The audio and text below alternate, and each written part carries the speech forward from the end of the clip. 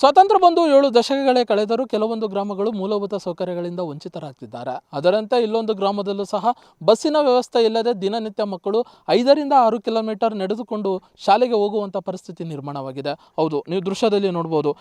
ವಿಜಯನಗರ ಜಿಲ್ಲೆ ಹರಪನಹಳ್ಳಿ ತಾಲೂಕಿನ ಅಡವಿ ಮಲಾಪುರ ಗ್ರಾಮದಲ್ಲಿ ಸುಮಾರು ಅರಸೀಕೆರೆಗೆ ಹೋಗೋಕ್ಕೆ ಮಕ್ಕಳು ಪ್ರತಿನಿತ್ಯ 5ರಿಂದ 6 ಕಿಲೋಮೀಟರ್ ನಡ್ಕೊಂಡು ಹೋಗುವಂಥ ಪರಿಸ್ಥಿತಿ ಸಹ ಇಲ್ಲಿ ನಿರ್ಮಾಣವಾಗಿರುವಂಥದ್ದು. ಅಂದರೆ ಸ್ವಾತಂತ್ರ್ಯ ಬಂದು ದಶಕಗಳೇ ಕಳೆದರೂ ನಾವು ಇನ್ನೂ ಬೇಡಿಕೆಗಳಿಗೆ ಬೇಡುವಂತಹ ಪರಿಸ್ಥಿತಿ ನಿರ್ಮಾಣವಾಗಿರುವಂಥದ್ದು. ಅಂದರೆ ನಮಗೆ ಮೂಲಭೂತ ಸೌಕರ್ಯಗಳು ಕೊಡ್ರಿ, ನಮಗೆ ಬಸ್ ವ್ಯವಸ್ಥೆ ಕಲ್ಪಿಸಿಕೊಡ್ರಿ, ನಮಗೆ ನೀರು ಕೊಡ್ರಿ, ರಸ್ತೆ ಮಾಡಿಸ್ಕೊಡ್ರಿ ಎಂಬ ಕೂಗು ಇನ್ನು ಕೇಳಿ ಬರುತ್ತಿರುವಂಥದ್ದು. ಅಂದರೆ ಸರ್ಕಾರ ಅಂದರೆ ಭಾರತ ಅಭಿವೃದ್ಧಿ ಕಾಣ್ತಿದೆ, ಭಾರತ ಅಭಿವೃದ್ಧಿಯತ್ತ ಸಾಗುತ್ತಿದೆ ಅಂತ ಬರೀ ಮಾತಾಗಿದೆ ಹೊರತು ಇಂತಹ ಮಕ್ಕಳಿಗೆ ಅಂದರೆ ಕೆಲವೊಂದು ಗ್ರಾಮಗಳಿಗೆ ಬಸ್ಸಿನ ವ್ಯವಸ್ಥೆ ಇಲ್ಲೋದು ಸಂಕಟದ ಒಂದು ವಿಚಾರವಾಗಿದೆ. ನಮ್ಮ ಜೊತೆ ಮಕ್ಕಳಿದ್ದಾರೆ, ಮಾತಾಡ್ಸೋಣ. ಎಲ್ಲಿಂದ ಬರ್ತಿದ್ದಾರೆ, ಎಷ್ಟು ದೂರದಿಂದ ನಡ್ಕೊಂಡು ಬರ್ತಿದ್ದಾರೆ ಅಂತ ಕೇಳೋಣ.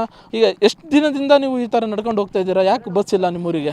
ಸುಮಾರು ವರ್ಷಗಳಾಯಿತು. 6 ವರ್ಷದಿಂದ 7 ವರ್ಷ ತನಕ ನಾವು ಈ ಥರನೇ ನಡೆಯುತ್ತೇವೆ. ಅಡವಿ ಮಲಾಪುರದಿಂದ ನಡೆಯುತ್ತೇವೆ. ನಮಗೆ ಒಂದು ವ್ಯವಸ್ಥೆ ಬೇಕು ಅಂತ ಸಿದ್ದರಾಮಯ್ಯನವರು ಕೇಳಿಕೊಳ್ಳುತ್ತೇವೆ. ಅದಕ್ಕೋಸ್ಕರ ನಮಗೆ ದುಡ್ಡು ಕೊಟ್ಟು ಫ್ರೀ ಬಸ್ ಹೋಗ್ತಿದ್ದಾರೆ, ನಮಗೆ ದುಡ್ಡು ಕೊಟ್ಟರೆ ಹೋಗಲಿ ಅಂತ ನಮಗೆ ವ್ಯವಸ್ಥೆ ಆಗಬೇಕೆಂದು ನಾವು ಕೇಳಿಕೊಳ್ಳುತ್ತೇವೆ. ನಮ್ಮ ಕಾಲ ಮೇಲೆ ನಾವು ನಿಂತ್ಕೋಬೇಕು. ನಮ್ಮ ಅಮ್ಮ ಅಪ್ಪರೆಲ್ಲರೂ ಇದೇ ಥರ ಬಡವರಾಗಿದ್ದಾರೆ ಅಂತ ನಾನು ಹೇಳುತ್ತೀನಿ. ಸಿದ್ದರಾಮಯ್ಯ ಅವರಿಗೆ ನಮಗೆ ಒಂದು ಬಸ್ ಫ್ರೀ ಅಂತೂ ಬೇಕೇ ಬೇಕು ಅಂತ ಕೇಳಿಕೊಳ್ಳುತ್ತೀವಿ. ನಾವು 8 ಗಂಟೆಗೆ ಹೋಗ್ತೀವಿ, ಹೋಗೋತ್ತಿಗೆ 9 ಗಂಟೆ ಆಗುತ್ತೆ. ಅಲ್ಲಿ ಕ್ಲಾಸ್ ಎಲ್ಲ ಮುಗಿದು ಒಳಗೆ ಕಳಿಸಿರ್ತಾರೆ. ಅಲ್ಲಿ ಮತ್ತೆ ನಾವು ಮನೆಗೆ ಬರೋತ್ತಿಗೆ ಭಾಳ ಲೇಟ್ ಆಗುತ್ತೆ. ನಮ್ಮ ಅಮ್ಮವ್ರು ಬೈತಾರೆ. ಹೇಳಪ್ಪ, ದಿನನಿತ್ಯ ಎಷ್ಟು ಗಂಟೆಯಿಂದ ಹೋಗ್ಬೇಕಾಗುತ್ತೆ? ಮನೆಗೆ ಎಷ್ಟೊತ್ತಿಗೆ ಹೋಗ್ತೀರಾ? ವರ್ಕ್ ಯಾವಾಗ ಮಾಡ್ತೀರಾ? ಅಂದರೆ ಹೋಮ್ ವರ್ಕ್ ಆಗಲಿ ಅಥವಾ ಓದ್ಕೊಳೋದಾಗಲಿ, ಮನೆ ಕೆಲಸ ಆಗಲಿ ಯಾವಾಗ ಮಾಡಬೇಕಾಗುತ್ತೆ? ನಿಮಗೆ ಟೈಮ್ ಸಿಗುತ್ತಾ ಅಂತ? ನಮಗೆ ಶಾಲೆಗೆ ಹೋಗೋತ್ತಿಗೆ 9:30 ಹಂಗೆ ಆಗ್ತದೆ, ಬರೋತ್ತಿಗೆ 6 ಗಂಟೆ ಹಂಗೆ ಆಗ್ತದೆ. ಮನೆ ಕೆಲಸ ಎಲ್ಲ ಮಾಡೋತ್ತಿಗೆ 7 ಗಂಟೆ 8 ಗಂಟೆ ಆಗ್ತದೆ. ನಮಗೆ ಓದ್ಕೊಳಕ್ಕೆ ಟೈಮ್ ಸಿಗೋದಿಲ್ಲ. ಮತ್ತೆ ನಡ್ಕೊಂಡು ಹೋಗೋತ್ತಿಗೆ ತುಂಬ ಹೊತ್ತಾಗ್ತದೆ. ಸಿದ್ದರಾಮಯ್ಯ ಸರ್ಗೆ ನಾವು ನಮಗೆ ಒಂದು ಬಸ್ ಬೇಕಂತ ಕೇಳ್ಕೊತೀನಿ.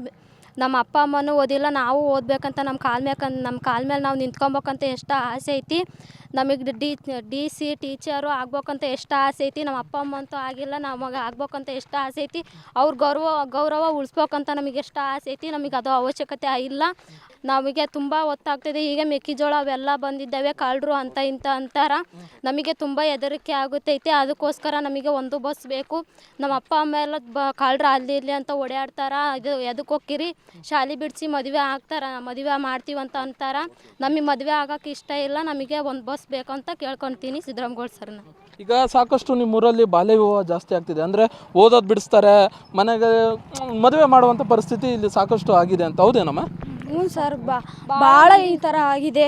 ನಮಗೆ ಯಾವಾಗಲಿಂದನೂ ಹೇಳ್ತಾರೆ, ಅದೇನು ಶಾಲೆಗೆ ಹೋಗ್ತೀರಮ್ಮ, ಸುಮ್ಮನೆ ಕಾಡಿನಲ್ಲಿ ನಡ್ಕೊತ ಹೋಗೋಕು ನಡ್ಕೊತ ಬರ್ಬೇಕು, ಸುಮ್ಮನೆ ನಿಮ್ಮ ಬಿಟ್ಟು ಮದುವೆ ಮಾಡಿಸ್ತೀವಿ, ಎಲ್ಲರ ಒಂದು ಗಂಡು ನೋಡಿ ಅಂತ ಅಂತಿದ್ದಾರೆ. ನಮಗೆ ಬೇಡ, ನಾವು ಓದಬೇಕು. ನೀವಾದರೂ ಓದಿಲ್ಲ ತಂದೆ ತಾಯಿಗಳು, ನಾವಾದರೂ ಓದ್ತೀವಿ ತಂದೆ ತಾಯಿಗಳೇ ಎಂದು ನಾನು ಹೇಳ್ತೀನಿ. ಅದಕ್ಕೋಸ್ಕರ ಪುಕ್ಷಟೆ ಬಸ್ ಬೇಡ, ನಮಗೆ ದುಡ್ಡು ಕೊಟ್ಟಾರ ಹೋಗಲಿ ಅಂತ ನಾನು ಹೇಳ್ತೀನಿ. ಅದಕ್ಕೆ ನಾವು ಓದ್ಕೊಳಕ್ಕಾಗಲ್ಲ, ಬರ್ಕೊಳಕ್ಕಾಗಲ್ಲ. ಸಾಯಂಕಾಲ 6-7 ಗಂಟೆಗೆ ಹೋಗ್ತೀವಿ. ಸೀದಾ ಬೆಳಗ್ಗೆ ಮತ್ತು 10-11 ಗಂಟೆ ತನಕ ಶಾಲೆ ಮುಟ್ತೀವಿ. ಪ್ರೇಯರು ಆಗ್ತತಿ. ಟೆಸ್ಟ್ಗಳು ಇಟ್ಟರೆ ಟೆಸ್ಟ್ಗಳು ಮುಗಿದೋಗಿರ್ತಾವೆ ನಾವು ಹೋಗೋತ್ತಿಗೆ. ಅದಕ್ಕೋಸ್ಕರ ನಾನು ಬಸ್ ಬೇಕಂತ ಕೇಳಿಕೊಳ್ಳುತ್ತೇನೆ.